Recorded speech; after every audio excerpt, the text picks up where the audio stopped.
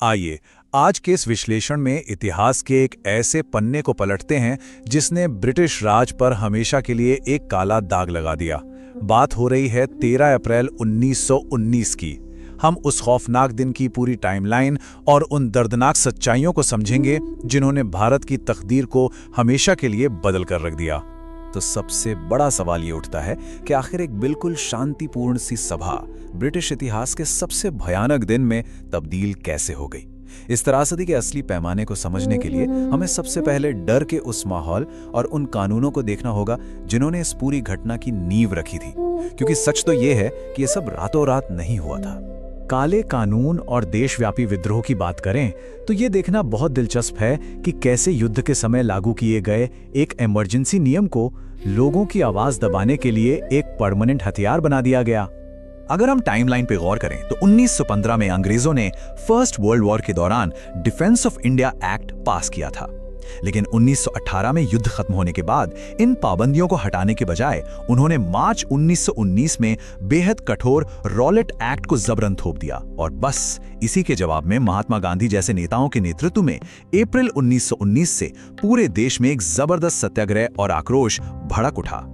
अब ये Rowlatt act आखिर था क्या? उस वक्त के लोगों ने इसे नो अपील, नो दलील, नो वकील वाला कानून कहा था। मतलब पुलिस किसी को भी सिर्फ शक के आधार पर बिना वारंट के गिरफ्तार कर सकती थी और बिना मुकदमे के 2 साल तक जेल में डाल सकती थी। इसे सिर्फ और सिर्फ खौफ पैदा करने के लिए बनाया गया था, ताकि आजादी की आवाज को कुचला जा सके। लेकिन हुआ इसका बिल्कुल उल्टा। इसने आम जनता को देश भर में हड़तालों के लिए एकजुट कर दिया। अब आते हैं अमृतसर में बढ़ते तनाव और मार्शल लॉ पर। जैसे जैसे ये विरोध प्रदर्शन तेज हुए, पंजाब के हालात अविश्वसनीय रूप से बेकाबू होने लगे और इसी चीज ने ब्रिटिश प्रशासन को पूरी तरह से पैनिक में डाल दिया। हुआ कुछ यूं कि 9 अप्रैल को रामनवमी के मौके पर हिंदू और मुस्लिमों ने मिलकर एक विशाल एकता मार्च निकाला।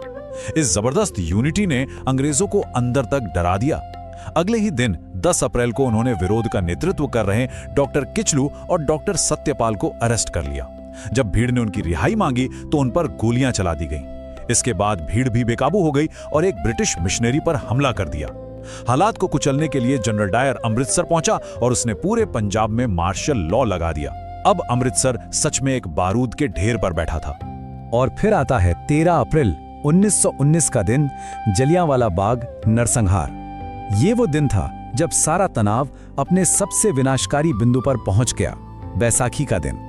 अमृतसर में गोल्डन टेम्पल के ठीक पास 6.5 एकड़ में फैला ये जलियांवाला बाग चारों तरफ से ऊंची ऊंची दीवारों से घिरा हुआ था। अंदर जाने या बाहर आने के लिए सिर्फ एक बहुत ही संकरा सा रास्ता था। उस बैसाखी के दिन वहां करीब 15,000 निहत्थे लोग जमा थे।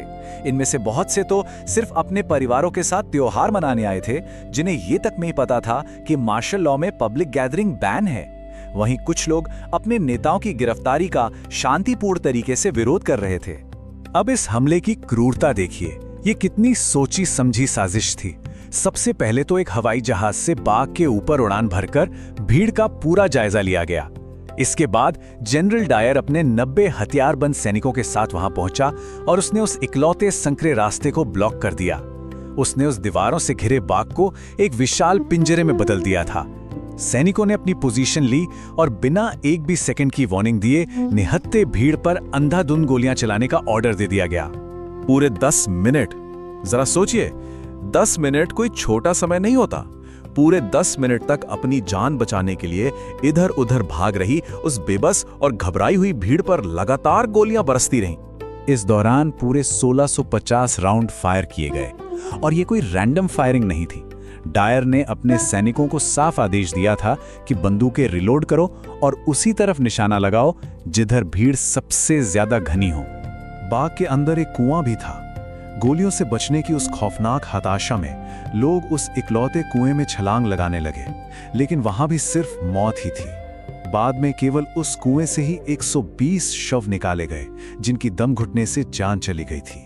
लेकिन वो दर्दनाक रात और उसके बाद की बेशर्म पर्दापोशी अभी बाकी थी। जब सैनिकों की गोलियां खत्म हुई और वो वहां से चले गए, तब भी उस मिट्टी में पड़े मासूमों का बुरा सपना खत्म नहीं हुआ था। डायर की क्रूरता की कोई हद नहीं थी। उसने पूरे शहर की बिजली और पानी कटवा दिया। किसी को कोई मेडिकल मदद नहीं मिली। रतन देवी नाम की एक महिला अपने मृत पति को खोजते हुए उस अंधेरे बाग में पहुंची। लाशों के ढेर में एक 12 साल के घायल बच्चे ने उनसे कहा था, मुझे पानी चाहिए, प्लीज मुझे छोड़कर मत जाना। रतन देवी ने पूरी रात एक डंडा लेकर अपने पति के शव की रखवाली की ताकि जंगली जानवर उसे न नोचे, और उनके सामने ही उस मासूम बच्चे समेत न जाने कितने घायलों ने पानी की एक एक बूंद के लिए तड़प तड़प कर दम तोड़ दिया। और इसके बाद अंग्रेजों ने जो किया वो और भी घिनौना था। एक बेशर्म कवर अप। पंजाब के लेफ्टिनेंट गवर्नर माइकल ओडायर और ब्रिटिश प्रशासन ने सख्त सेंसरशिप लगाकर सच छुपाने की पूरी कोशिश की। उनका ऑफिशियल दावा था कि सिर्फ 379 लोग मारे गए हैं, लेकिन असली अनुमानित आंकड़ा कुछ और ही था। 1000 से ज्यादा बेगुनाह लोग अपनी जान गंवा चुके थे और 2000 से ज्यादा लोग बुरी तरह घायल थे। इसके बाद आता है हंटर कमीशन और बढ़ता हुआ आक्रोश। ब्रिटिश प्रशासन की सच दबाने की तमाम कोशिशों के बावजूद खबर बाहर आ ही गई। इस सच ने पूरी दुनिया को झकझोर दिया और ब्रिटिश साम्राज्य के सभ्यता वाले पाखंड को पूरी तरह बेनकाब कर दिया। ब्रिटेन की संसद में भी इसकी गूंज सुनाई दी। विंस्टन चर्चिल और एच.एस. एस्क्विथ जैसे नेताओं ने इसकी कड़ी निंदा की और इसे एक अत्यंत राक्षसी घटना और सबसे भयानक कृत्य कहा। लेकिन यहां सबसे ज्यादा चौंकाने वाली बात यह है कि हंटर कमीशन ने जांच के बाद डायर को सिर्फ उसके पद से हटाया, कोई सख्त सजा नहीं दी। हद तो तब हो गई जब हाउस ऑफ लॉर्ड्स ने उसकी तारीफ करते हुए उसे पंजाब का रक्षक लिखी हुई एक तलवार गिफ्ट की, और तो और उसके लिए एक बेनिफिट फंड में 26,000 पाउंड से ज्यादा का चंदा इकट्ठा किया गया, जिसमें मशहूर राइटर रुडयार्ड किपलिंग ने भी पैसे दिए थे। मतलब ब्रिटिश एलीट क्लास उस कातिल का बाकायदा जश्न मना रहा था। इस पूरे अन्याय और बेशर्मी ने भारत के नेताओं को अंदर तक झकझोर दिया। विरोध में रविंद्रनाथ टैगोर ने अपनी नाइटहुड लौटा दी, महात्मा गांधी ने केसरे हिंद मेडल त्याग दिया और सर शंकरन नायर ने वाइसरॉय की एग्जीक्यूटिव काउंसिल से इस्तीफा दे दिया। और ठीक उसी वक्त 12 साल के एक युवा लड़के ने जलियांवाला बाग जाकर वहां की खून से सनी मिट्टी उठाई। उस लड़के का नाम था भगत सिंह। लेकिन ये कहानी यहां खत्म नहीं होती। 21 साल बाद लिया गया एक बदला अभी बाकी था। जनरल डायर की तो 8 साल बाद ब्रेन हेमरेज से मौत हो गई, लेकिन इस त्रासदी का असली मास्टरमाइंड माइकल ओ डायर बिना किसी सजा के आराम से अपनी जिंदगी जी रहा था। कानूनी सिस्टम ने ओ डायर को पूरी तरह बचा लिया था। 1920 में लाला लाजपत राय की चार्जशीट को इग्नोर कर दिया गया। ओ डायर ने तो सच बोलने वालों पर मानहानि का मुकदमा तक कर दिया, लेकिन सरदार उधम सिंह नाम के क्रांतिकारी इस अन्याय को भूले नहीं थे। वो दशकों तक सही मौके का इंतजार करते रहे। और फिर उस नरसंहार के पूरे 21 साल बाद 13 मार्च 1940 को लंदन के कैक्सटन हॉल में सरदार उधम सिंह ने अपना संकल्प पूरा किया। उन्होंने माइकल ओ डायर को गोलियों से भून डाला। हजारों निर्दोषों की मौत को मुमकिन बनाने वाले उस शख्स को मारकर उधम सिंह ने इस खौफनाक अध्याय का अंत किया। आज जब हम 1951 में बने उस जलियांवाला बाग मेमोरियल को देखते हैं तो हमें खुद से ये सवाल जरूर पूछना चाहिए कि जिस आज़ादी को आज हम इतनी आसानी से जीते हैं उसकी असली कीमत क्या थी। उस दीवारों से घिरे बाग में जो चिंगारी उठी थी उसी ने आखिरकार 1947 में अंग्रेजों को बाहर का रास्ता दिखाया। ये विश्लेषण हमें उन लाखों गुमनाम शहीदों के अकल्पनीय बलिदानों की याद दिलाता है।